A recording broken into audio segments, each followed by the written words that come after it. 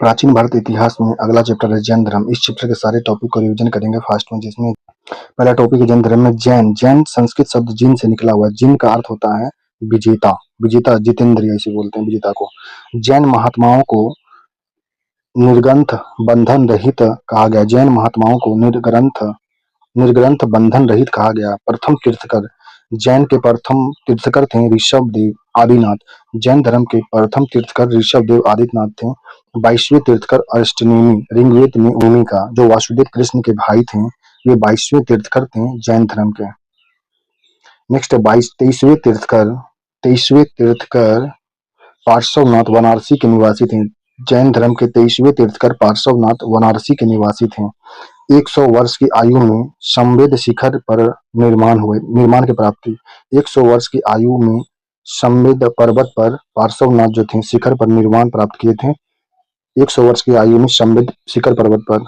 Next है प्रतिपादित 4 महाव्रत दिए थे। पार्श्वनाथ के द्वारा चार महाव्रत का प्रतिपादित किया गया था, जिसमें सत्य, अहिंसा, अपिग्रह, आस्तेय चार महाव्रत दिया गया था पार्श्वनाथ के द्वारा। सत्य, अहिंसा, अपिग्रह, आस्तेय। 24वें तीर्थकर वास्तविक संस्थापक महावीर स्वामी थे। 24वें तीर्थकर और वास्तविक संस्थापक महावीर स्वामी थे। महावीर स्वामी 24वें तीर्थकर और वास्तविक संस्थापक थे जैन धर्म के। प्रथम एवं चतुर्थ जैन तीर्थकर का जन्म स्थान अयोध्या में है। प्रथम एवं चतुर्थ जैन तीर्थकर का स्थान अयोध्या में है। नेक्स्ट 24वें तीर्थकर महावीर स्वामी का जन्म 599 ईसा पूर्व में हुआ था। 24वें तीर्थकर महावीर स्वामी का जन्म 599 ईसा पूर्व में हुआ था। जन्म स्थान कुंडलग्राम वैशाली बिहार में। कुंडलग्राम वैशाली बिहार में जैन धर्म के 24वें तीर्थकर महावीर स्वामी का जन्म हुआ। पिता इनका सिद्धार्थ थे। जात्रक कुल के क्षत्रिय थे। जात्रक कुल के क्षत्रिय पिता सिद्धार्थ थे। जैन धर्म के 24वें तीर्थकर थे महावीर। पिता का नाम था सिद्धार्थ, जातक कुल के क्षत्रिय थे। माता तिरसला लिच्छवी शासक चेटक की बहन थी। माता जो थी महावीर का माता का नाम था तिरसला लिच्छवी शासक चेटक की बहन थी। पत्नी महावीर के पत्नी का नाम यशोदा था। महावीर की पत्नी का नाम यशोदा।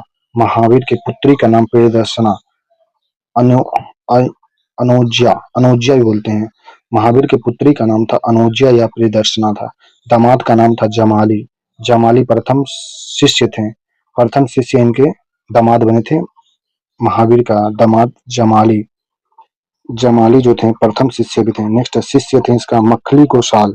आजीवक संप्रदाय के संस्थापक जो थे मखली गोसाल, ये महावीर के शिष्य थे। मखली गोसाल आजीवक संप्रदाय के जो थे, आजीवक संप्रदाय के संस्थापक मखली गोसाल महावीर के शिष्य थे।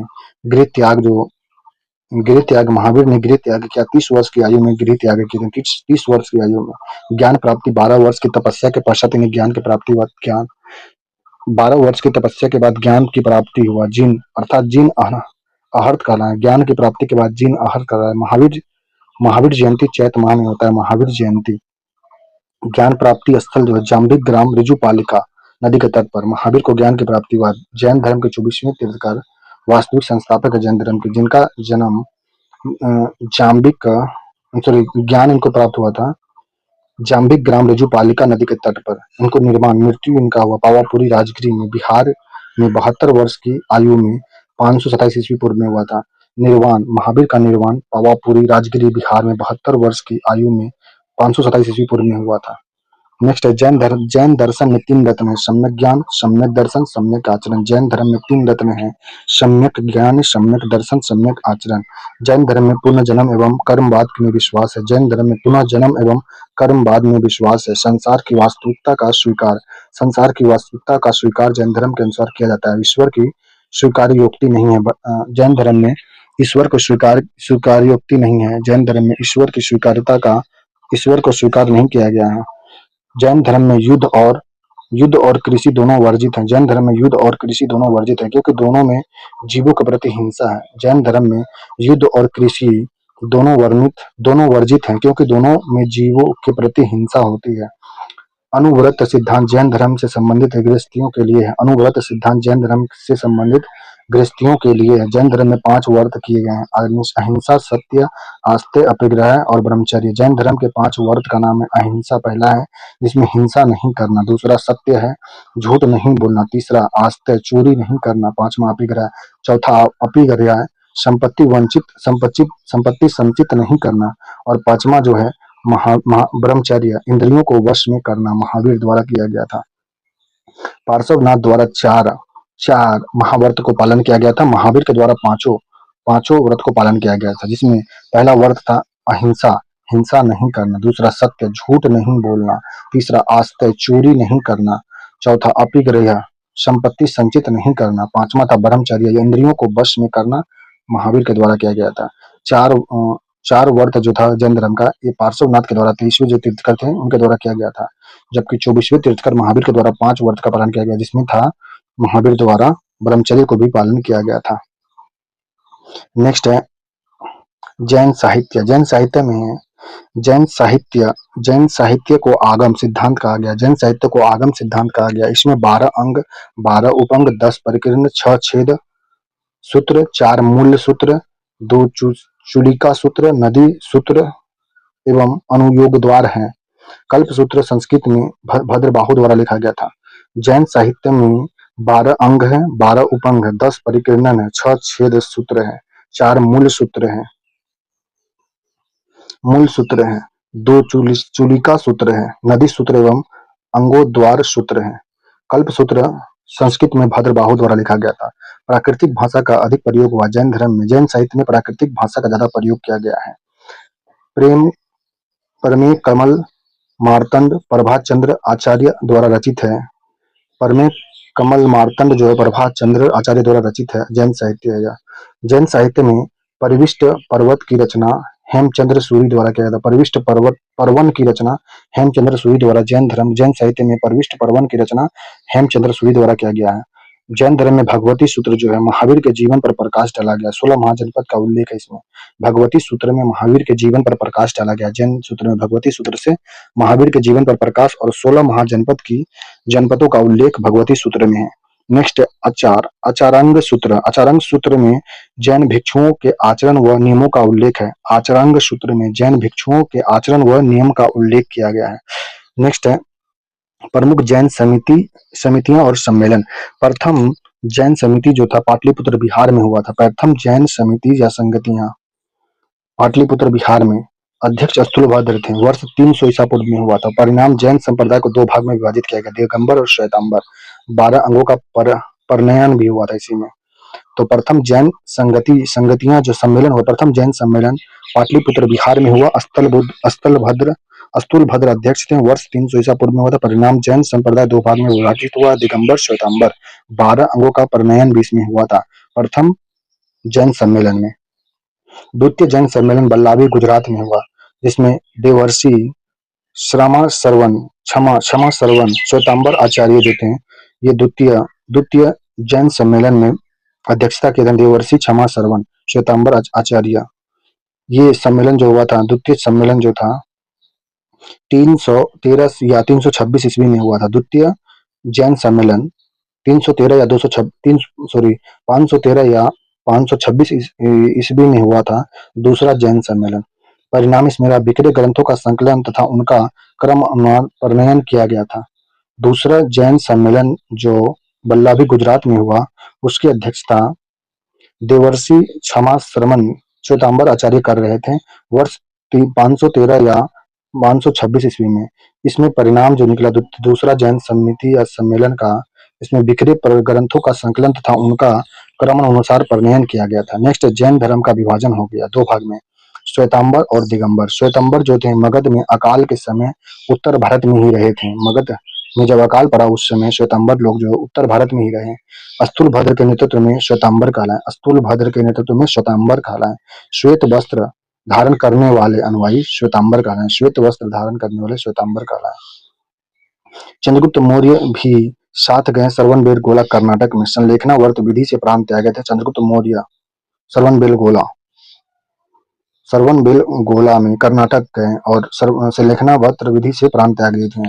अगला है दिगंबर जो थे मगध में अकाल के कारण प्राण बचाने के लिए दक्षिण भारत कर्नाटक चले गए। भद्रबाहु के नेतृत्व में दिगंबर वस्त्र धारण नहीं किए हुए दिगंबर कहलाए। भद्रबाहु के नेतृत्व में किए थे। तो मगध में अकाल पड़ा तो उस समय श्वेतांबर दिगंबर 2 भाग में बट गया था, जिसमें दिगंबर वाले लोग कर्नाटक चले गए जान बचाने के लिए, जबकि श्वेतांबर वाले वहीं पे रह गए, उत्तर भारत में ही रहे। तो दक्षिण भारत में जो गए और चंद्रगुप्त मौर्य के साथ भी सरंबर, मिर्गोला, कर्नाटक, संलेखना व त्रिविधि द्वारा प्राण त्याग दिए थे।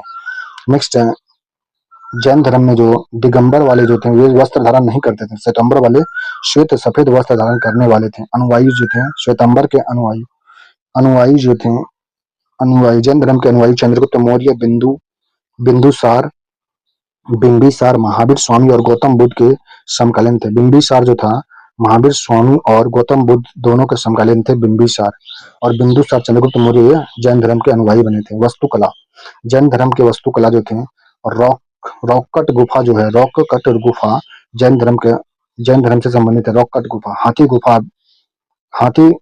गुफाएं जो है खारवेल उड़ीसा में स्थित है। ये जैन धर्म से संबंधित है। हाथी गुफा खारवेल उड़ीसा में, उदयगिरी और खंडागिरी गुफा उड़ीसा में, ये जैन धर्म से संबंधित है। उदयगिरी और खंडीगिरी गुफा उड़ीसा में है। हाथी गुफा जो है खारवेल उड़ीसा में है। दिलवाड़ा जैन मंदिर माउंट आबू राजस्थान में, दिलवाड़ा का जैन मंदिर माउंट आबू राजस्थान में है। इसे दिलवाड़ा जैन मंदिर को बनवाया था विमल शाह, भीम फर्स्ट के मंत्री थे विमल शाह के द्वारा दिलवाड़ा जैन मंदिर बनवाया गया माउंट आबू राजस्थान में।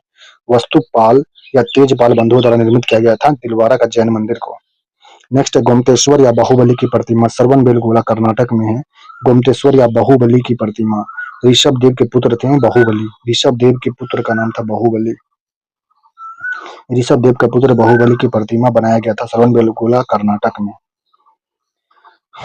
तो पट्टकल जैन मंदिर है। पट्टकल जैन मंदिर है, राष्ट्रकूट शासक के द्वारा बनाया गया था। पट्टकल जैन मंदिर का निर्माण राष्ट्रकूट शासक के द्वारा बनाया गया था। नेक्स्ट है जैन धर्म के तीर्थकर एवं उसके प्रतीक। जैन धर्म के तीर्थकर ऋषभ, इसके प्रतीक का चिन्ह है वृषभ। जैन धर्म के तीर्थकर ऋषभ देव का प्रतीक है वृषभ। अजितनाथ का है गज हाथी। अजितनाथ के प्रतीक चिन्ह है जैन धर्म के तीर्थकर अजितनाथ का प्रतीक चिन्ह है गज हाथी। संभवनाथ, जैन तीर्थकर संभवनाथ का प्रतीक चिन्ह है अश्व घोड़ा।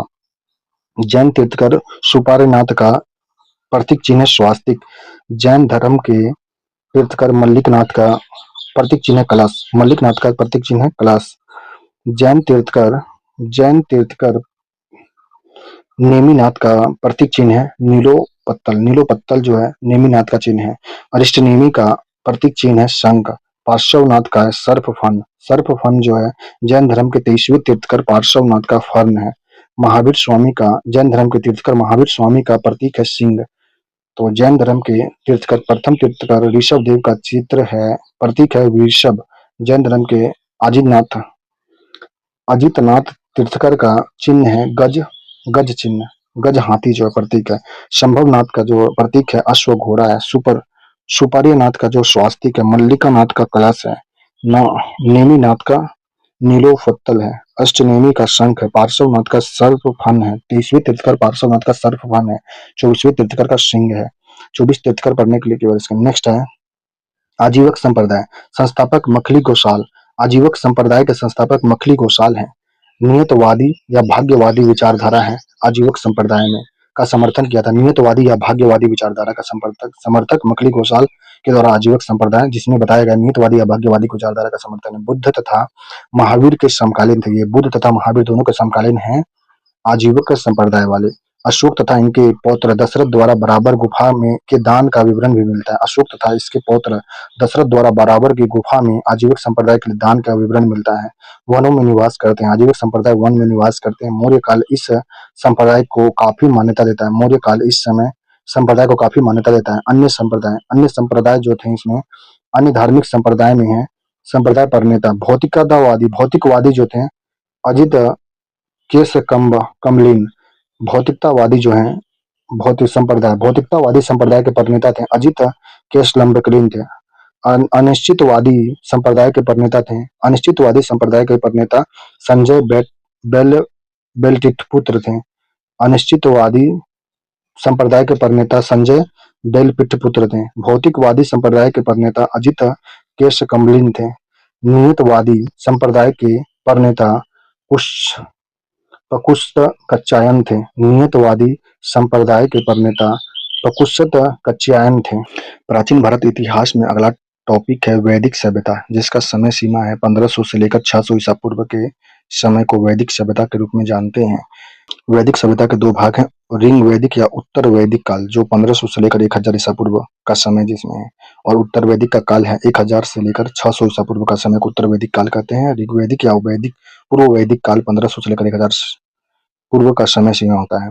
वैदिक ग्रंथों की रचना आर्यों द्वारा की गई थी। वैदिक ग्रंथों की रचना आर्यों द्वारा किया गया था। भारत में आर्यों का जो आगमन है, आर्य शब्द का तात्पर्य है श्रेष्ठ अथवा कुलीन होता है। आर्य शब्द का तात्पर्य श्रेष्ठ अथवा कुलीन होता है। भारत में 1500 ईस्वी पूर्व के से पहले आगमन हुआ था। आर्यों का आगमन भारत में 1500 ईसा पूर्व से पहले आगमन हुआ था आर्यों का। इंडो यूरोपियन परिवार की भाषा का प्रयोग करते थे। आर्य लोग जो थे भारत में आए थे, इंडो यूरोपीय परिवार की भाषा का प्रयोग करते थे। वे सप्त सिंधु प्रदेश में निवास करते थे। सप्त सिंधु प्रदेश में आर्य लोग का निवास था। सप्त सिंधु प्रदेश जो है इसे बोलते हैं सिंधु, झेलम, चिनाब, ब्यास, रावी, सतलज, सरस्वती।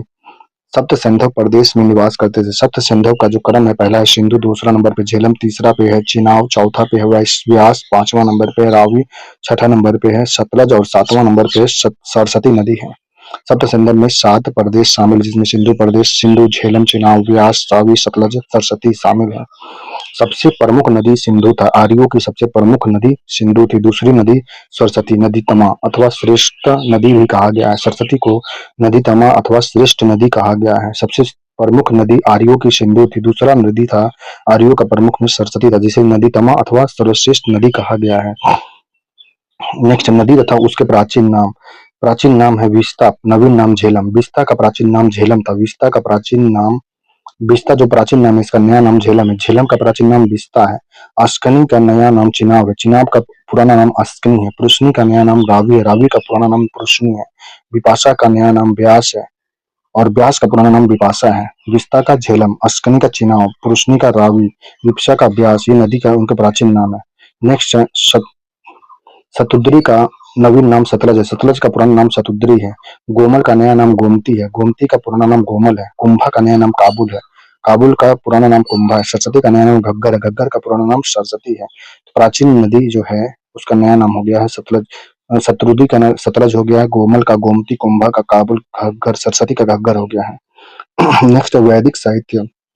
वेदों के संकलन के कारण वैदिक सभ्यता नाम पड़ा था। वैदिक साहित्य, वेदों के संकलन के कारण वैदिक सभ्यता नाम पड़ा है। संकलनकर्ता भी कृष्ण द्वैपायन है। वेदों के संकलनकर्ता का नाम कृष्ण द्वैपायन है। वेदों को व्यवस्थित किया वेदों व्यास के कारण वेद व्यास भी कहलाए।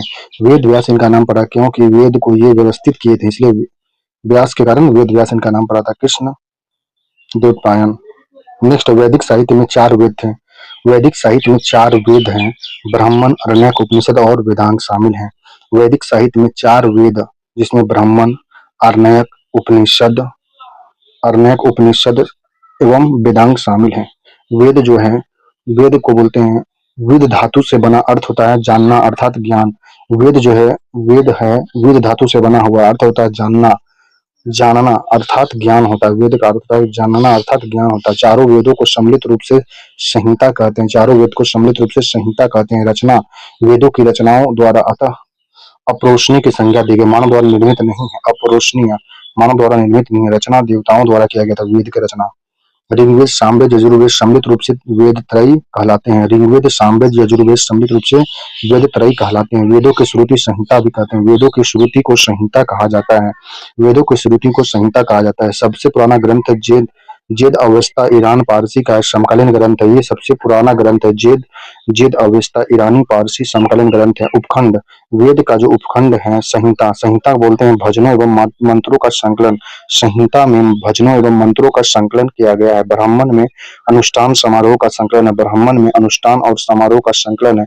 आरण्यक में तपस्या, जंगल के बारे में जानकारी है। आरण्यक में तपस्या और जंगल की जानकारी है। उपनिषद, वेदांग जो है दर्शन अध्यात्म के कारण, उपनिषद वेदांत का दर्शन और अध्यात्म से संबंधित है। नेक्स्ट है ऋग्वेद। ऋग्वेद जो है सबसे बड़ा और पुराना वेद है। ऋग्वेद सबसे बड़ा और पुराना वेद है। रचना लगभग 3500 वर्ष पूर्व हुआ था। 3500 वर्ष पूर्व ऋग्वेद की रचना हुई थी। सबसे बड़ा और पुराना वेद है। कुल 10 मंडल, ऋग्वेद में 10 मंडल है। तीसरा मंडल जो है विश्वामित्र द्वारा रचित है। तीसरा मंडल विश्वामित्र द्वारा रचित है। सूर्य देवता सावित्री को समर्पित गायत्री मंत्र है। तीसरे मंडल में सूर्य देवता सावित्री को समर्पित गायत्री मंत्र है। मंत्र हैं जिसमें 24 अक्षर एवं 108 वर्ण हैं। 24 अक्षर 108 वर्ण है। गायत्री मंत्र में 24 अक्षर और 108 वर्ण हैं। सूर्य देवता सावित्री को समर्पित है। यह विश्वामित्र द्वारा रचित तीसरा मंडल जिसमें है सातवां मंडल दशराज युद्ध का वर्णन है। दशराग युद्ध का वर्णन सातवें मंडल में, ऋग्वेद के सातवें मंडल में दशराग युद्ध का वर्णन है। नौवें मंडल में देवता सोम का उल्लेख है। वनस्पति के देवता सोम को कहा जाता है जिनका उल्लेख नौवें मंडल, ऋग्वेद के नौवें मंडल में सोम देवता का उल्लेख है। सातवां मंडल में दशराग युद्ध का वर्णन है। 10वां मंडल सबसे नवीन है। 10वां मंडल सबसे नवीन है जिसमें वर्णित पुरुष सूक्त 4 वर्ण का उल्लेख है। पुरुष सूक्त 4 वर्ण का उल्लेख जो है 10वां मंडल में, ऋग्वेद के 10वें मंडल में सबसे नवीन मंडल है जिसमें ब्राह्मण 15 बार इसका वर्णन है पुरुष सूक्त में, और क्षत्रिय 9 बार, वैश्य का 1 बार, शूद्र का 1 बार वर्णन है। 4 वर्णों का उल्लेख है वर्णित पुरुष सूक्त में ब्राह्मण 15 बार, क्षत्रिय 9 बार, वैश्य 1 बार और क्षुद्र 1 बार है। 10वां मंडल में संबंधित है। नेक्स्ट ऋग्वेद में उल्लेखित प्रमुख शब्द इंद्र का 250 बार ऋग्वेद में उल्लेख किया गया है। इंद्र के बारे में 250 बार, सबसे अधिक बार ऋग्वेद में इंद्र का वर्णन है। अग्नि का 200 बार वर्णन है। गंगा का 1 बार वर्णन मिलता है ऋग्वेद में, गंगा का 1 बार वर्णन है। यमुना का 3 बार वर्णन है ऋग्वेद में, यमुना का 3 बार वर्णन है। पृथ्वी का 1 बार वर्णन है। राष्ट्र का 10 बार वर्णन है ऋग्वेद में, राष्ट्र का 10 बार वर्णन है ऋग्वेद में। पृथ्वी का 1 बार वर्णन है। यमुना नदी का ऋग्वेद में वर्णन 3 बार है जबकि गंगा नदी का वर्णन ऋग्वेद में 1 बार है। अग्नि का वर्णन 200 बार, इंद्र का वर्णन 250 बार है ऋग्वेद में। नेक्स्ट है ऋग्वेद में अन्यथा शब्द का उल्लेख गाय के लिए, अधन्या शब्द का उल्लेख गाय के लिए। ब्राह्मण ग्रंथ जो है 2 प्रकार के, ऐतरेयी और कौशिकी। ब्राह्मण ग्रंथ जो है ऐतरेय और कौशितकी है। नोट ऋग्वेद में इक्षु इक्षुकृत और इशुकार शब्दों का प्रयोग वान के लिए किया गया था। ऋग्वेद में इशुकृत और इशुकार शब्द का प्रयोग वान के लिए किया गया था। नेक्स्ट सामवेद। सामवेद का अर्थ होता है गान। भारतीय संगीत के प्राचीनतम पुस्तक सामवेद है। यज्ञों के अवसर पर गाए जाने वाले मंत्र का संकलन सामवेद में किया गया। सामवेद का पाठकर्ता को उद्गाता कहते थे। सामवेद के पाठकर्ता को उद्गाता कहते हैं। सामवेद का उपवेद है गंधर्व वेद। सामवेद का उपवेद गंधर्व वेद है। 2 उपनिषद इसमें है, छंदोग्य उपनिषद, केन उपनिषद। सामवेद में 2 उपनिषद हैं जो है छंदोग्य उपनिषद और केन उपनिषद है। ब्राह्मण ब्राह्मण ग्रंथ जैमिनी पंचवीस से संबंधित है। ब्राह्मण ग्रंथ जो है जैमिनीय पंचवीस है। सामवेद का जो ब्राह्मण ग्रंथ जैमिनीय पंचवीस है। नेक्स्ट यजुर्वेद। यजुर्वेद का अर्थ होता है यज्ञ। यजुर्वेद का अर्थ होता है यज्ञ, अनुष्ठान सूत्रों और यज्ञ करने की विस्तृत प्रक्रियाओं से संबंधित होता है यजुर्वेद। यजुर्वेद जो होता है अनुष्ठान सूत्रों और यज्ञ करने की विस्तृत प्रक्रिया से संबंधित होता है। मंत्रों का संग्रह, यज्ञ एवं बलि संबंधित प्रथा यजुर्वेद से संबंधित है। मंत्रों का संग्रह, यज्ञ एवं बलि संबंधित प्रथा यजुर्वेद से संबंधित है। यज्ञ गद एवं पद में लिखित था। यज्ञ जो हो रहा था इसमें यजुर्वेद में गद एवं पद में लिखित था। यज्ञ की विधि जो थी, यज्ञ की विधि का वर्णन यजुर्वेद में है। यजुर्वेद के पाठकर्ता को अर्धवायु कहते हैं। यजुर्वेद के पाठकर्ता को अर्धवायु कहते हैं। शपथ ब्राह्मण का संबंध इसी से है। शपथ ब्राह्मण का संबंध यजुर्वेद से है। सर्वप्रथम राजसु एवं वाजपेयी यज्ञ का उल्लेख यजुर्वेद में। सबसे पहले राजसु एवं वाजपेयी यज्ञ का उल्लेख यजुर्वेद में। यजुर्वेद का उपवेद धनुर्वेद है। यजुर्वेद का उपवेद धनुर्वेद है। धनुर्वेद यजुर्वेद का उपवेद है। नेक्स्ट है 2 प्रधान रूप हैं कृष्ण यजुर्वेद गद में। कृष्ण यजुर्वेद के 2 प्रधान रूप हैं जिसमें कृष्ण यजुर्वेद और शुल्क यजुर्वेद। कृष्ण यजुर्वेद गद्य पंद में है, शुल्क यजुर्वेद जो है पद्य पंद में है। कृष्ण यजुर्वेद गद्य पंद में जो है ये 4 शाखा है, काठक, कठिपल्ल, मैत्रेयी संहिता, तैत्तिरीय संहिता। कृष्ण यजुर्वेद गद्य में जो है इसकी 4 शाखा है, काठक, कपिस्थल्य, मैत्रेयी संहिता और तैत्तिरीय संहिता। शुल्क यजुर्वेद जो पद में है इसमें अन्य नाम है वाजसेनी जिसकी 2 शाखा है, कन्नव। शुक्ल यजुर्वेद की 2 शाखा है, कन्नव और मध्यादीन। शुक्ल यजुर्वेद के 2 पक्ष हैं। नेक्स्ट अगला है अर्थववेद।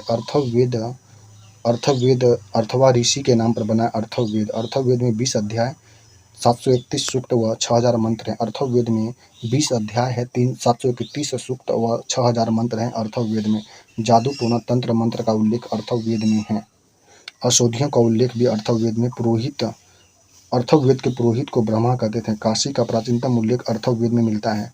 प्रजापति की 2 पुत्रियां सभा और समिति का वर्णन अर्थववेद में ही है। अर्थववेद का उपवेद शिल्पवेद है। अर्थववेद का उपवेद शिल्पवेद है। काशी का प्राचीनतम उल्लेख अर्थववेद में है। प्रजापति की 2 पुत्रियां सभा और समिति का उल्लेख अर्थववेद में है। अर्थववेद जो है सबसे नवीन वेद है। सबसे नवीन वेद अर्थववेद है। ब्रह्मवेद श्रेष्ठ वेद भी अर्थवेद को श्रेष्ठ वेद या ब्रह्म वेद कहते हैं।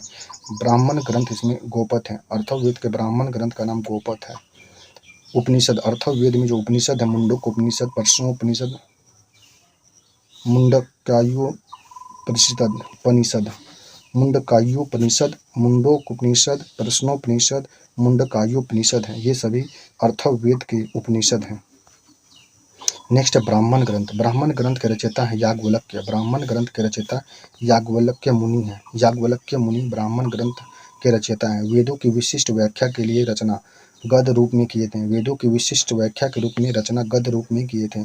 सभी का संबंध किसी न किसी वेद से है। सभी का संबंध, ब्राह्मण ग्रंथ जो है सभी का संबंध किसी न किसी वेद से है। ऐतरेय, कौतस्की, जैमिनी इत्यादि ब्राह्मण ग्रंथ हैं। ऐतरेय, कौतस्की, जैमिनी इत्यादि। अरण्यक जो है, अरण्यक वेदों में रचे जाने के कारण अरण्यक कहे गए। वनों में रचे जाने के कारण अरण्यक कहा गया था। अरण्यक जो है वनों में रचे जाने के कारण इनसे अरण्यक कहा गया है। ब्राह्मण ग्रंथों के प्रशिष्ट के रूप में जाने जाते हैं। ब्राह्मण ग्रंथों के प्रशिष्ट के रूप में जाने जाते हैं।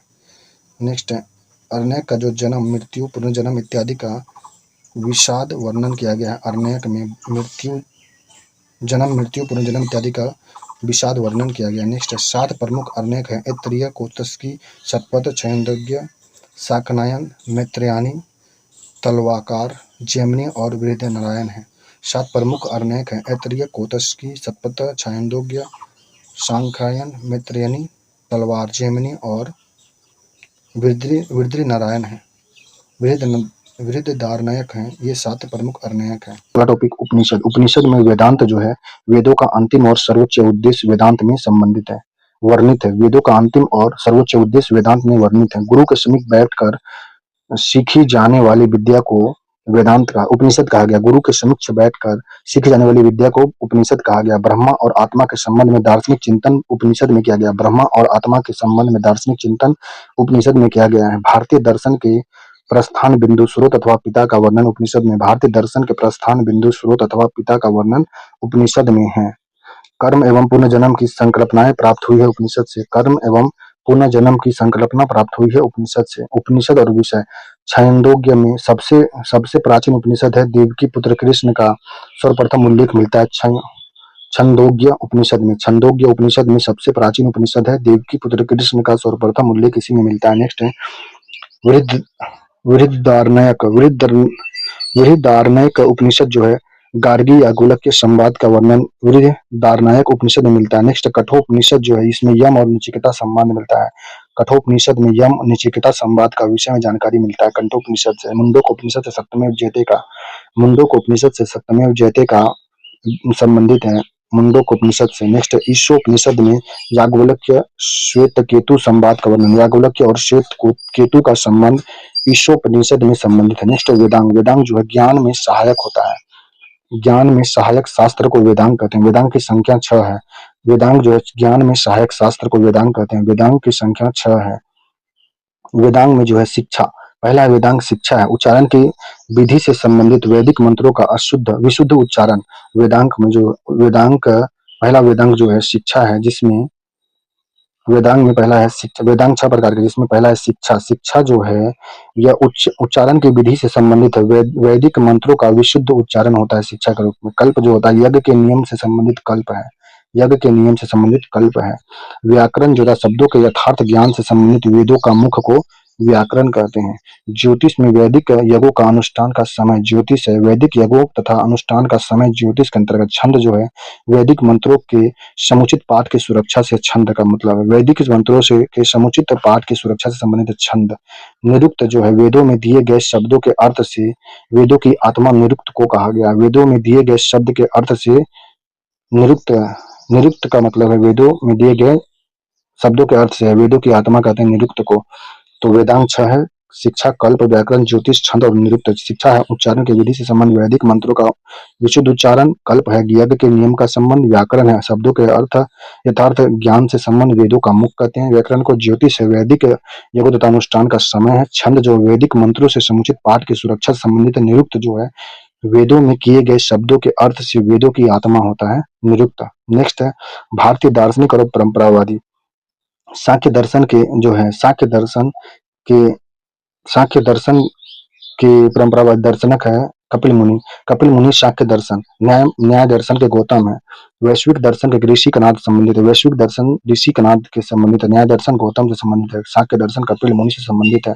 योग दर्शन पतंजलि से संबंधित है। उत्तर मीमांसा वेदांत बद्रनारायण से संबंधित है। उत्तर मीमांसा वेदांत। पूर्वी मीमांसा जैमिनी से संबंधित है। पूर्वी मीमांसा। नेक्स्ट है पुराण 18 है। प्राचीन जो है मत्स्य पुराण, विष्णु के 10 अवतार का वर्णन प्राचीन मत्स्य पुराण में संबंधित है। विष्णु के 10 अवतार का वर्णन है। अन्य जो है वायु पुराण में मौर्य साम्राज्य में वायु पुराण का संबंधित मिलता है। नेक्स्ट विष्णु पुराण, गुप्त साम्राज्य के बारे में जानकारी मिला है विष्णु पुराण से। नारद भागवत एवं वामन, नारद पुराण, नारद भागवत और वामन पुराण। पुराणों की संख्या 18। मत्स्य पुराण में विष्णु के 10 अवतार, वायु पुराण में मौर्य साम्राज्य के बारे में, विष्णु पुराण में गुप्त साम्राज्य के बारे में, नारद भागवत और वामन पुराण। नेक्स्ट है महाभारत जो है, महर्षि वेद व्यास, पहला उल्लेख आश्वलायन गिरी सूत्र में मिला है। महर्षि वेद व्यास महाभारत की रचना की है। पहला उल्लेख आश्वलायन गिरी सूत्र में मिला है। मूलतः 8800 श्लोक है। महाभारत में 8800 श्लोक है। इसे जय संहिता कहा गया है। 24,000 श्लोक पर भारत, 24,000 श्लोक पर भारत अब 1,07,सहस्त्री संहिता हो गया है। 18 पर्व में विभाजित किया गया है। महाभारत में मूलतः 8800 श्लोक जय संहिता इसका कहते हैं। 24,000 श्लोक पर भारत लिखा गया है। 24,000 श्लोक पर भारत लिखा गया है। अब 1,07,सहस्त्री संहिता इसमें है। 18वीं पर्व में विभाजित किया गया है महाभारत को। नेक्स्ट है रामायण जो है महर्षि वाल्मीकि का, मूलतः 6,000 श्लोक है। रामायण में 6,000 श्लोक है। अब 24,000 चतुर्विदेशिक साहित्य संहिता में 24,000 श्लोक अभी दिखा रहे हैं। 24,000 महाकाव्य 7 खंडों में विभाजित किया गया। रामायण के महाकाव्य को 7,000 कांड में विभाजित किया गया है। नेक्स्ट है स्मृति सामाजिक नियम। मनु स्मृति प्राचीन है, विष्णु स्मृति, नारद स्मृति आदि। पुराण, रामायण, कल्पसूत्र स्मृति साहित्य के भाग हैं। पुराण, रामायण, कल्पसूत्र और स्मृति साहित्य के भाग हैं। नेक्स्ट टॉपिक है ऋग्वैदिक काल। ऋग्वैदिक काल में जो है ऋग्वेद, सामवेद, यजुर्वेद, वेदत्रयी की जानकारी मिलता है ऋग्वैदिक काल में। ऋग्वेद से प्राप्त साक्ष्यों के आधार पर इसी काल में आर्यों को लोहे की जानकारी नहीं थी। ऋग्वेद से प्राप्त साक्ष्य के आधार पर इस काल में, ऋग्वैदिक काल में आर्यों को लोहे की जानकारी नहीं था। आर्यों की कबीलाई प्रकार का जीवन था। आर्यों का जो जीवन था कबीलाई प्रकार का जीवन था। नेक्स्ट है इसमें राजनीतिक संरचना। आर्यों का राजनीतिक संरचना जो है, प्रशासन का केंद्र कबीला था। प्रमुख राजन या राजा कहलाते थे। सरदार इसके बनते थे। वंशुनागत नहीं था इसमें। राजनीतिक संरचना जो था, दैनिक प्रशासन में अधिकारियों द्वारा राजा की सहायता होती थी। सबसे महत्वपूर्ण अधिकारी पुरोहित होता था। पुरोहित। गोमत अधिकारी धनी व्यक्ति होते थे। पुरोहित में दो थे, विश्वामित्र उदारवादी थे, वशिष्ठ जो थे रूढ़िवादी थे। विश्वामित्र उदारवादी और वशिष्ठवादी जो थे, वशिष्ठ थे रूढ़िवादी थे। नेक्स्ट संस्था, आर्यों की सभा जो थी वृद्धजनों की संस्था थी। आर्यों की समिति आमजनों की संस्था थी। आर्यो आर्य लोग जो थे प्रतिभाग, पुरुष स्त्री इसमें प्रतिभागी होते थे। राजा का चुनाव करते थे पुरुष से स्त्री मिलकर के। विद्वान जो थे प्रतिभाग, स्त्री पुरुष थे आर्यों में। गण, विद्वान गण जो प्रतिभागी स्त्री पुरुष इसमें होते थे। नेक्स्ट है नोट। प्राचीन भारत में युद्ध शास्त्र के रूप में धनुष और बाण का सूचक सारंग, मोदंड, कारमुख है। प्राचीन भारत में युद्ध शास्त्र के रूप में धनुष और बाण का सूचक जो है सारंग, मोदंड, कारमुख है। आर्यों की जो सामाजिक स्थिति थी, काम के आधार पर वर्गीकरण किया गया था।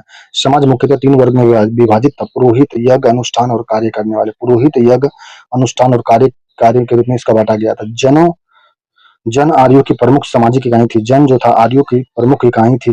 जन शब्द का अर्थ लगभग उल्लेख है लगभग 275 बार। सामाजिक स्थिति आर्यों का जो है, आर्यों में जन शब्द का उल्लेख लगभग 275 बार किया गया। दूसरा महत्वपूर्ण शब्द विष था। 170 बार इसका उल्लेख है। ऋग्वेद में 275 बार जन शब्द का उल्लेख है और विष शब्द का 170 बार उल्लेख किया गया। ऋग्वैदिक वर्ग जो है पुरोहित, आम जनता और योद्धा। ऋग्वैदिक वर्ग में पुरोहित होते थे, आम जनता और योद्धा होते थे। ऋग्वैदिक काल में आर्यों की सामाजिक स्थिति में पितृसत्तात्मक परिवार, किंतु स्त्रियों की दशा ठीक था। अपाला, घोषा, विश्वारा प्रमुख विदुषी इसमें थी। उत्तरी गार्गी उत्तर वैदिक कालीन विदुषी इसमें थे। बहुपति प्रथा प्रचलित था ऋग्वैदिक काल में आर्यों में बहुपति प्रथा प्रचलन थी। नियोग प्रथा और विधवा विवाह का प्रचलन था। बाल विवाह का प्रचलन नहीं था। ऋग्वैदिक काल में बाल विवाह का प्रचलन नहीं था। गोत्र शब्द का सर्वप्रथम प्रचलन यहीं पे मिला ऋग्वैदिक काल में। आर्य लोग के समय। नेक्स्ट है धार्मिक स्थिति ऋग्वेद में सबसे प्रतापी देवता। धार्मिक स्थिति ऋग्वेद में सबसे प्रतापी देवता इंद्र थे। इंद्र को पुरंदर अर्थात किलों को तोड़ने वाला, आर्यों का युद्ध का देवता इंद्र को कहते हैं। पुरंदर अर्थात किला को तोड़ने वाला इंद्र थे। ऋग्वेद में सबसे प्रतापी देवता है सिनी। सिनी वाली संतान की देवी सिनी वाली। धार्मिक स्थिति में ऋग्वेद में सिनी वाली संतान की देवी को कहा गया है। दूसरा दूसरा सबसे प्रतापी देवता जो थे अग्नि थे, दूसरा स्थान था। मानवों और देवताओं के बीच मध्यस्थता करवाते थे अग्नि देवता। नेक्स्ट है आर्थिक स्थिति। ऋग्वेद में आर्थिक स्थिति है अर्थव्यवस्था मुख्यतः चारागाह पर आधारित था। अर्थव्यवस्था मुख्यतः चारागाह पर आधारित था। कृषि का ज्ञान था उसमें। युद्ध का पर्याय पर्याय गविष्ठ था। युद्ध का पर्याय गविष्ठ था। गाय व कान्वेंशन सबसे उत्तम धन गाय था उस समय। ऋग्वेदिक काल में उत्तम धन गाय था। व्यापार वस्तु विनिमय पर आधारित था। व्यापारियों के लिए पनी शब्द का प्रयोग होता था। ऋग्वेदिक काल में व्यापार वस्तु विनिमय का पर आधारित था, जिसमें व्यापारियों के लिए पनी शब्द का प्रयोग हुआ था। उत्तर वैदिक काल उन वैदिक ग्रंथों पर आधारित जिनकी रचना ऋग्वेदिक काल के पश्चात हुआ उसे उत्तर वैदिक काल कहते हैं। उन वैदिक ग्रंथ पर आधारित थी जिसकी रचना ऋग्वेदिक काल के पश्चात हुआ उसे उत्तर वैदिक काल कहते हैं। निवासियों द्वारा चित्रधूसर मृदभांड (पीजीडब्ल्यू) का प्रयोग किया गया था। निवासियों द्वारा चित्रधूसर मृदभांड (पीडब्ल्यूजी) उत्तर वैदिक काल में किया गया था। पश्चिम उत्तर प्रदेश, पंजाब, हरियाणा और राजस्थान से प्राप्त हुआ है चित्रधूसर मृदभांड (पीजीडब्ल्यू). लोहे के हथियार और अश्वचालित रथ का प्रयोग होता था। उत्तर वैदिक काल में लोहे के हथियार और अश्वचालित रथ का प्रयोग होता था। भारत और कुरु इस काल के प्रसिद्ध कबीले थे। भरत और कुरु। उत्तर वैदिक काल में भरत और कुरु दिल्ली क्षेत्र और दोआब के ऊपरी ऊपरी भाग पर अधिकार था इनका। दिल्ली क्षेत्र और दोआब के ऊपरी भाग पर अधिकार था इनकी राजधानी। भरत और कुरु इस काल के प्रसिद्ध कबीले थे। दिल्ली क्षेत्र और दोआब के ऊपरी भाग पर अधिकार था। राजधानी था हस्तिनापुर। महाभारत का युद्ध 950 ईस्वी पूर्व में कौरव और पांडव के बीच लड़ा गया था। महाभारत का युद्ध 950 ईस्वी पूर्व में 950 ईसा पूर्व में कौरव और पांडव के बीच में महाभारत का युद्ध लड़ा गया था। नेक्स्ट है राजनीतिक संरचना। विदत नामक संस्था का लोप हुआ था। सभा और समिति में राजाओं और अविभाज्य वर्ग का वर्चस्व था। स्त्रियां का प्रवेश निषिद्ध। कुलीन ब्राह्मण का वर्चस्व था इसमें। राजा जो निर्वाचित आंशिक रूप से निर्वाचित होते थे राजा उत्तर वैदिक काल में। अनुवांशिक पद सामान्यतः ज्येष्ठ पुत्र को दिया जाता था। अनुवांशिक पद में ज्येष्ठ पुत्र को दिया जाता था। अधिकार में वृद्धि हुआ था। अधिकार में वृद्धि। नेक्स्ट पांचाल। प्रारंभ में जन या कबीला कालांतर में प्रवेश किए। पंचाल में प्रारंभ में जन या कबीला कालांतर में प्रवेश हुआ। शतपथ ब्राह्मण में 12 उच्च अधिकारी की चर्चा की गई। शतपथ ब्राह्मण में 12 उच्च अधिकारियों की चर्चा है, जिसमें रत्नी सेनानी होते थे, युद्ध नायक होते थे, रत्नी जिसे बोलते थे। पुरोहित, युवराज, ग्रामिणी, महिषी, संग्रहिता, भागदूत, अश्ववाप, पालागल, गोविकृति, सुत, रथकार, ये सभी 12 उच्च अधिकारियों का वर्णन शतपथ ब्राह्मण में है, जिसमें रत्नी जिसे सेनानी युद्ध नायक कहते थे, पुरोहित, युवराज, ग्रामिणी, महिषी, संग्रहिता, भागदूत, अश्ववाप, पालागल, गोविकृत, सुत, रत्नाकर सभी थे। नेक्स्ट सामाजिक जीवन का आर्थिक जीवन। उत्तर वैदिक काल में सामाजिक जीवन एवं आर्थिक जीवन जो था, सामाजिक जीवन का आधार वर्ण श्रम व्यवस्था था, जिसमें नींव ऋग्वैदिक काल में रखा गया था। स्थापना उत्तर वैदिक काल में किया गया। सामाजिक जीवन का आधार वर्ण व्यवस्था था, जिसमें ब्रह्मचर्य आश्रम, गृहस्थ आश्रम, वानप्रस्थ आश्रम, संन्यास आश्रम। उत्तर वैदिक काल में ये 4 आश्रम का स्थापना किया गया, जिसमें है ब्रह्मचर्य आश्रम, गृहस्थ आश्रम, वानप्रस्थ आश्रम और संन्यास आश्रम।